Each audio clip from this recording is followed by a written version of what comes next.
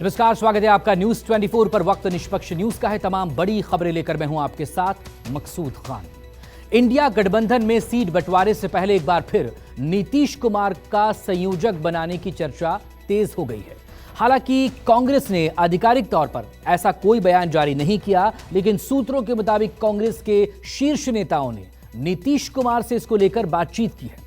नीतीश कुमार को संयोजक बनाए जाने की अटकलबाजियों से जेडीयू में खुशी की लहर दौड़ गई, लेकिन बीजेपी कह रही है कि नीतीश कुमार अब किसी काम के ही नहीं हैं।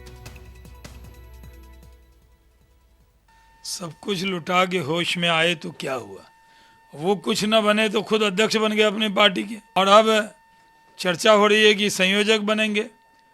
नीतीश कुमार जी में तो कोई करिश्मा बचा नहीं है। नीतीश कुमार खाली हाथ रह गए तो भी दिक्कत, नीतीश कुमार को कुछ मिल गया तो भी दिक्कत। बीजेपी मानो नीतीश कुमार के पीछे पड़ गई हो। दिल्ली में जब इंडिया गठबंधन की बैठक में संयोजक पद पर कोई चर्चा नहीं हुई तो बीजेपी इसे नीतीश कुमार का अपमान बताने लगी। लेकिन जैसे ही ये खबर आई कि कांग्रेस नेतृत्व नीतीश कुमार को इंडिया गठबंधन का संयोजक बनाने की सोच रही है, तो बीजेपी ये कहने लगी कि अब तो नीतीश कुमार सब कुछ खो चुके हैं, सियासत में उनका कोई असर ही बाकी न रहा। नीतीश कुमार इंडिया गठबंधन के सूत्रधार हैं।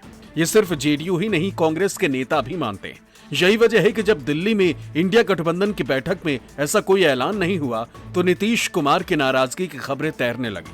देश का प्रधानमंत्री कैसा हो, नीतीश कुमार जैसा हो। देश का प्रधानमंत्री कैसा हो, नीतीश कुमार जैसा हो। नीतीश कुमार अब न सिर्फ बिहार सरकार के मुखिया हैं, बल्कि साल बदलने से पहले ही वो अपनी पार्टी जेडीयू के भी मुखिया हो चुके हैं। सोमवार को जब पार्टी के कार्यकर्ताओं ने उन्हें नए साल और नई जिम्मेदारी की शुभकामनाएं दी तो लगे हाथ उन्हें इंडिया गठबंधन का संयोजक बनाए जाने का नारा भी बुलंद कर दिया। नीतीश कुमार जी इंडिया गठबंधन के निर्माता। अब से एक साल पहले तीसरा मोर्चा अस्तित्व में था, जिसमें ममता बनर्जी, अरविंद केजरीवाल, केसीआर के चंद्रशेखर राव और अखिलेश यादव जी सक्रिय थे।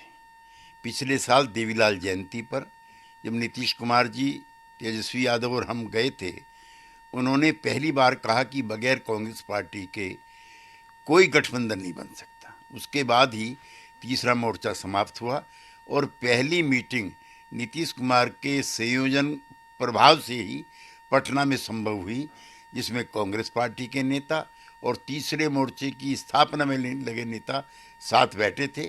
हमें प्रसन्नता है कि उनके प्रयासों से इंडिया गठबंधन अस्तित्व में आया।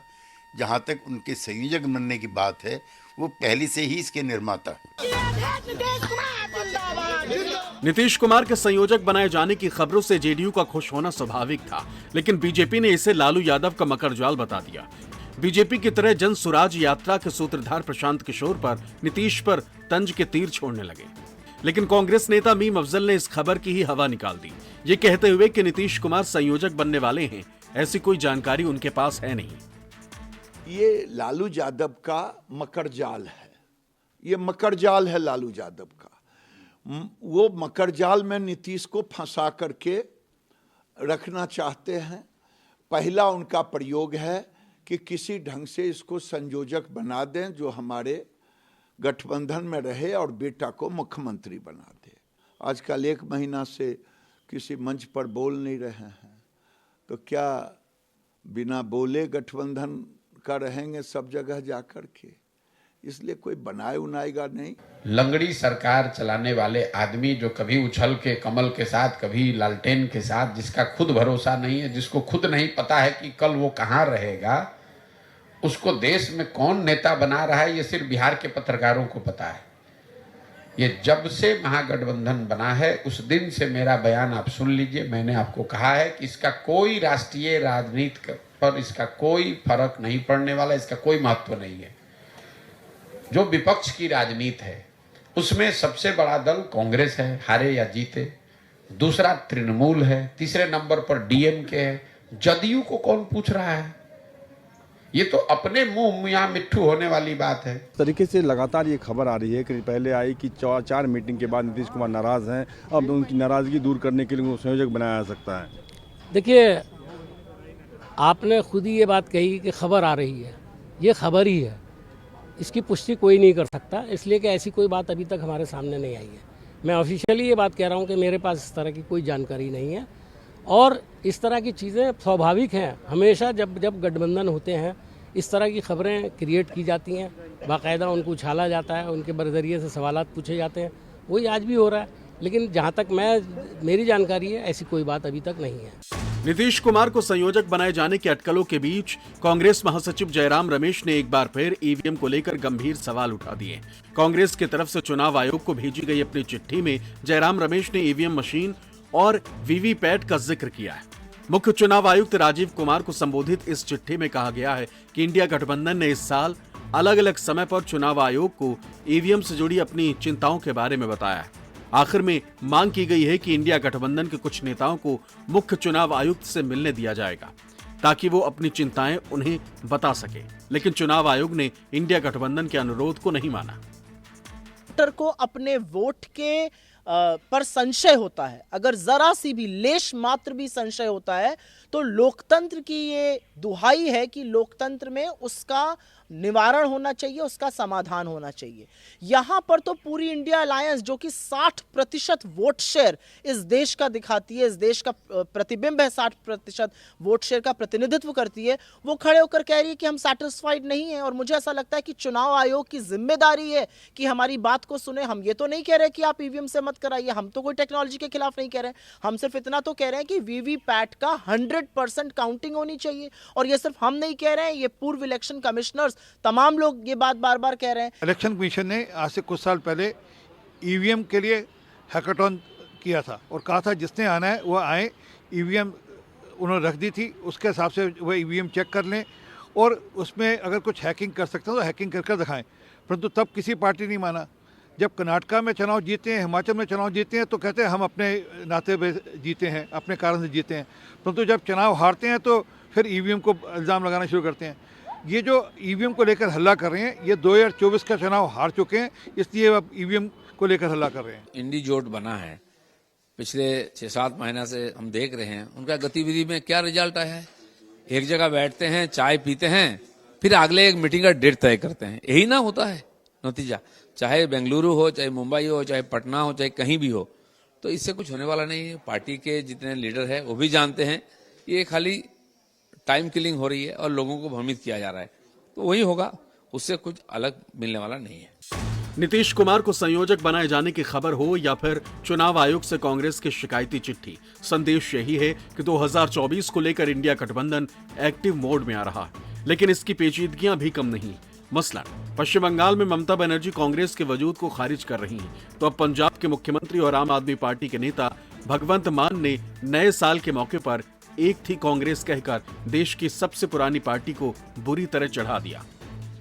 पंजाब ते दिल्ली च मां अपने बच्चे नूं दुनिया दी सब तो छोटी कहानी सुना सकती है, एक थी कांग्रेस। भगवंत मान के स्तंज ने कांग्रेस को आग बबूला कर दिया। पवन खेड़ा ने जैसे का तैसे वाले अंदाज में भगवंत मान को जवाब दिया। आम आदमी पार्टी और पीएम मोदी की सोच को एक बता दिया। खेड़ा ने ट्वीट किया, आपके और मोदी जी के विचार कितने मिलते हैं, दोनों का सपना कांग्रेस मुक्त भारत का है, दोनों मुंह की खाएंगे। वैसे एक भोजपुरी पिक्चर का नाम है एक था जोकर। तंज का जवाब तीखे तंज से मिला। कांग्रेस और आम आदमी पार्टी के बीच का रंज बढ़ता गया। बीजेपी को इंडिया गठबंधन पर हमले का एक और मौका मिल गया। जो बड़े गठबंधन में आने की जो एक तौर तरीके होते हैं, उसका एक कल्चर होता है, उसकी इनको समझ नहीं है। किसी के साथ भी काम करने की समझ नहीं है, चाहे दिल्ली के एलजी हो, चाहे भारत की सरकार हो, चाहे विपक्ष के लोग हों, चाहे गठबंधन हो, इनको किसी के साथ काम करने की आदत, तो आदत इसलिए नहीं है क्योंकि इनकी सारी पॉलिटिक्स पूरी दुनिया पर उंगली उठाने की है। आने वाले समय में माताएं ये भी कहेंगी कि एक पार्टी थी जो आजकल तिहाड़ में मिलती है, ये बता दे कौन सी ऐसी पार्टी है जिसका 40% नेतृत्व जेल में हो। जो छोटी छोटी बातें, इनसे ऊपर उठने की जरूरत है। जब आप एक अलायंस का हिस्सा बनेंगे तो हम इन सब छोटी छोटी चीज़ों को भूल कर जो है देश को बचाने के लिए, देश के अंदर जो वोट डाल के जो सरकार बनती है, सिस्टम को बचाने के लिए, देश के अंदर इस प्रजातंत्र को बचाने के लिए हमको साथ आना पड़ेगा। तो इन सब छोटे छोटे जो अपने विवादों को है उनको भूलने की ज़रूरत है। सब कुछ ठीक है, तमाम बड़े लीडर्स आपस में एक दूसरे से राब्ता रखते हैं, बातचीत करते हैं, बहुत सी चीज़ें सामने आती हैं, बहुत से कंट्रोवर्सीज भी सामने आती होंगी यकीनन, और उन पर बातचीत हो रही है। मुझे कोई भी ऐसी बात नज़र नहीं आती जिससे मैं कहूँ कि ठीक ठाक नहीं है। आपने कुछ बयानात भी सुने होंगे, इस तरह के बयानात भी आएंगे और ये स्वाभाविक है। जब डेमोक्रेटिक पार्टियां आपस में गठजोड़ करती हैं तो बहुत सारे जो इख्तलाफात सूबाई सतह पे यानी स्टेट लेवल के और इस तरह की चीज़ें होती हैं, उनमें कहीं ना कहीं कुछ ना कुछ मनमुटाव और खटास दिखाई देती है, लेकिन अल्टीमेटली जो बड़ा एम होता है उसको पाना होता है और वो पाया जाएगा। यही है इंडिया अलायंस का चेहरा, यही है इनका फेस, यही है इनकी वाणी। एक कह रहा है कि एक थी कांग्रेस, एक कह रहा है कि केजरीवाल और उनकी पार्टी पूरी भ्रष्ट है। इसका मतलब ये है कि इधर केजरीवाल और कांग्रेस में लड़ाई है, उधर ममता जी कम्युनिस्टों में और कांग्रेस में लड़ाई है। कांग्रेस के नेता कहता है कि जो टीएमसी के नेता कुणाल घोष ने कहा कि जो कांग्रेस के बंगाल के नेता हैं वो बीजेपी के दलाल हैं, और एक तरफ जेडीयू कांग्रेस पर हमला किए हुए हैं। तो ये आपस में लड़ाई है, अलग अलग विचार के लोगों का समूह है, कुछ होने वाला नहीं है। ये नाम का अलायंस है। एक तरफ केजरीवाल साहब पंजाब सरकार के भगवंत मान के मुख्यमंत्री के जहाज में बैठकर गठबंधन खेलते हैं, खुद भगवंत मान गठबंधन की बैठकों में जाते हैं, और दूसरी तरफ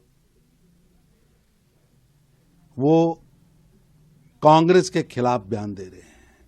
ये नूरा कुश्ती खेलकर दिल्ली व पंजाब की करोड़ों जनता को बेवकूफ बनाने का, उनके आंखों में धूल झोंकने का प्रयास किया जा रहा है। इंडिया गठबंधन ये अपने आप में ही टूटने वाला है, क्योंकि इनकी सब प्रधानमंत्री 27 प्रधानमंत्री के दावेदार हैं और हमारी तरफ से अकेले मोदी जी हैं।